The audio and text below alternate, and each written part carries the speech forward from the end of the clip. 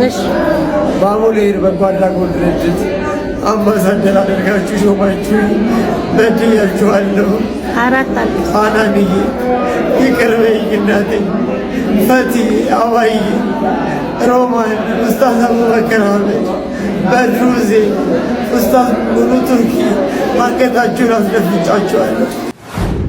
ሰሞኑን መነጋገሪያ የሆነው ጋዜጠኛ ሶፎንያስ እንግዲህ እንደምታዩት በጣም ከስቶ ፊቱ ጠቁሮ ገርጥቶ ቪዲዮ ለቋል። ይህን ቪዲዮ ከለቀቀ በኋላ ብዙ ሀሳቦች እየተሰጡ ይገኛሉ።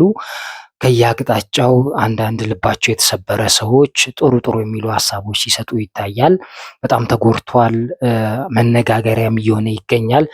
እስቲ እኔም ከዛም ከዚህም ጓደኞቹም ሄደው ጠይቀውት የተናገሩትን እውነቱን መረጃ ይዤላችሁ መጥቻለሁ። ቪዲዮ ላይክ በማድረግ ጀምሩ፣ አብራችሁን ቆዩ። ልንጠይቀው ሄደን የካቲት ሆስፒታል ሄደን ስናየው እውነት ለመናገር የቀድሞ ሶፊን ሆኖ አላገኘነውም እና በጣም ነው ያዘንነው። በጣም ውስጣችን ሽምቅቅ ነው ያልነው፣ ተጎድተናል። አሁን እዚህ ላይ ምስል ላይ እንደምታዩት የነበረው ውበት፣ የነበረው ግርማ ሞገስ፣ የነበረው ፀጉር፣ እነዚህ ሁሉ ነገሮች አልነበሩም። በእርግጠኝነት የምነግራችሁ በስክሪን ላይ የምታውቁት ሰዎች ራሱ በአካል ብትሄዱ አይ ሶፊ አይደለም ብላችሁ የምትመለሱበት ኮንዲሽን ነበር እና ሄደን ያለበት ሁኔታ ማየት ፈልገን ነበር። ነው ስንሄድ እናቷ አለች። እንደዚሁም ደግሞ እንግዲህ መጀመሪያ ሄደው ያገኙት እነሱ ነው። የልብ ጓደኛው ነው፣ ጋዜጠኛ ነው እንደሚታወቀው ራሱም እና ብዙ ሀሳብ ተለዋውጠዋል። ልክ እንደተገናኙም እስቲ ያወሩትን ነገር ቀጣይ ቪዲዮ እንመልከት። ከዛ በኋላ ለማገዝ ለማስተባበር ነበር ሄድ ነው። የካቲት ስንሄድ ግን ሶፊን ባልጠበቅነው ሁኔታ ነበር ያገኘ ነው እና ከገዳም ጠፍቶ እንደመጣ ነው የነገረን። ለምን ጠፋሃል ነው። ቢያንስ ጸበል ጀምሮ ከሆነ ጸበሉን መጨረስ መቻል ነበረበት።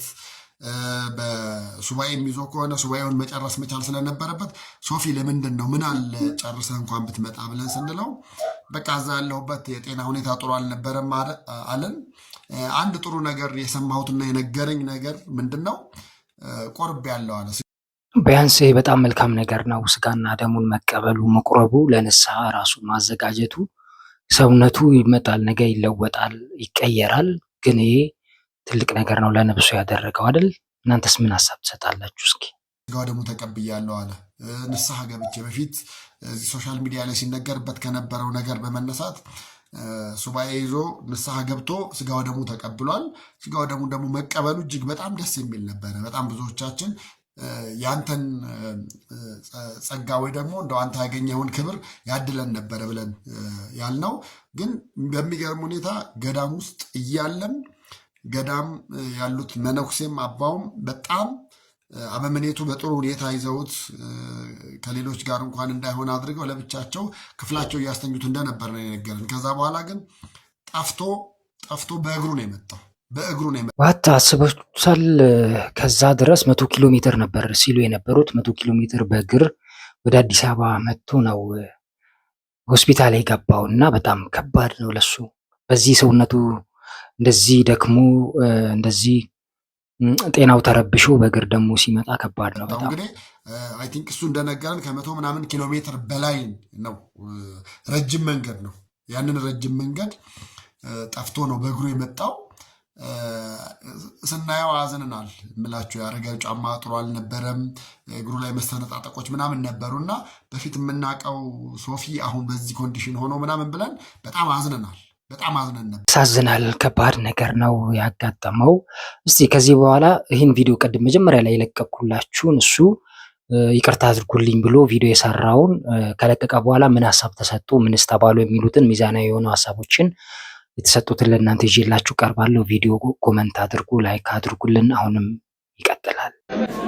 አያድርገውና ይሄ ሰው ራሱን ቢያጠፋ ምን ልንል ነው? እሰይ ተገላገለን። ሀገራችንን በሰይጣን ስራ ሊያጥለቀልቃት ነበረ፣ እሰይ ሞተ ልንል ነው? ወይንስ ደግሞ አይ ምናልባት እኮ መለወጥ ፈልጎ ሊሆን ይችላል፣ ከዚህ ነገር ሊወጣ ፈልጎ ይሆናል፣ መንገድ አጣ እንጂ ሰው አጣ እንጂ ከዚህ ነገር መውጣት ፈልጎ ሊሆን ይችላል ብለን ልናዝን ነው? አሁን ሳስበው በጣም እያዘንኩኝ ነው ያለሁት። ምናልባት በዚህ ሰው ላይ ፈርጄ ከሆነ ይህንን ነገር ለመቃወም ብዬ በዚህ ሰው ነፍስ ላይ ፈርጄ ከሆነ እግዚአብሔር ይቅር ይበለኝ። እውነት ነው።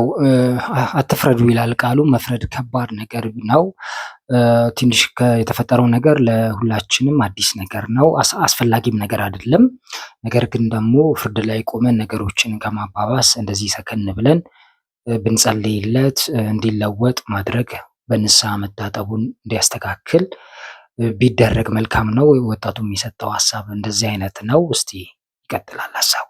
ብቻ እንድትረዱ የምፈልገው የዚህን ሰው መጎዳት፣ የዚህ ሰው መታሰር፣ የዚህን ሰው መሞት ማንም የሚፈልግ ያለ አይመስለኝም። ምናልባት መጥፎ አስተሳሰብ ካለንና የሴጣን ወገን ካልሆነን በስተቀር ይህንን የሚመኝ ሰው አይኖርም።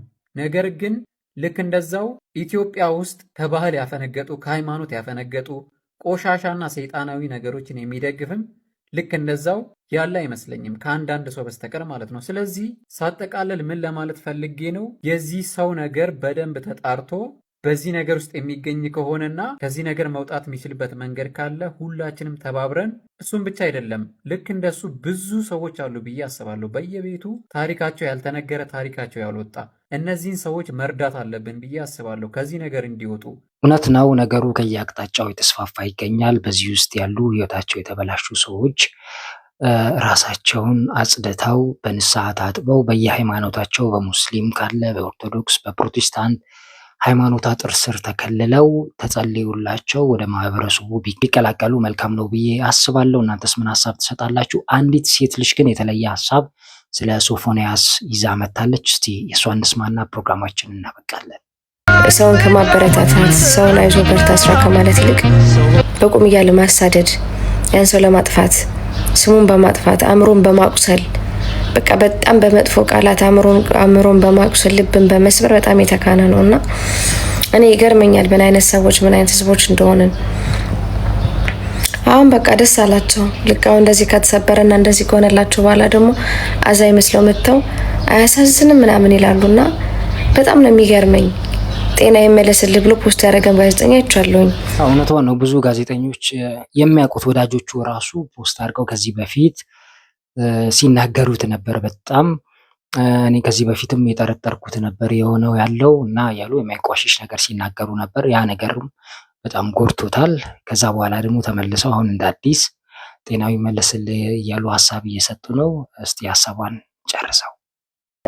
ሶፎንያስን ለዚህ የዳረገው የጤና እክልነቱ ብቻም ሳይሆን የሀበሻ ሀሜት፣ የሰው ሀሜት፣ የሰው ስድብ፣ የሰው መገፋት፣ የሰው ስለ ጭንቀት ወይም ደግሞ ስለተለያዩ የአእምሮ ህመሞች ያለው ግንዛቤ አነስተኛ መሆኑ እንግዲህ ይህን ጋዜጠኛ በዚህ መልኩ እንድናየው አድርጎናል። በጣም ያሳዝናል። ትናንትናም በእኔ ከዚህ ቀደም ማለት ችግሩ ሲፈጠር ድሀ ስትሆን ማንም አይወድም፣ ስትገፋ ሳይኖር ሲቀር ማንም አይወድም ብዬ በፌስቡክ ገጽ ላይ አስፍሬለት ነበር። በጣም በርካቶች ሼር ያደረጉትና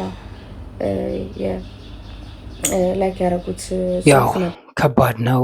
የኛ የሀበሾች አንዳንድ ከየአቅጣጫው የምናነሳው ወቀሳ፣ በየሰፈሩ በየጎረቤቱ የምንተቸው ነገር የሰው አፍ በጣም ነው የሚያስፈራው።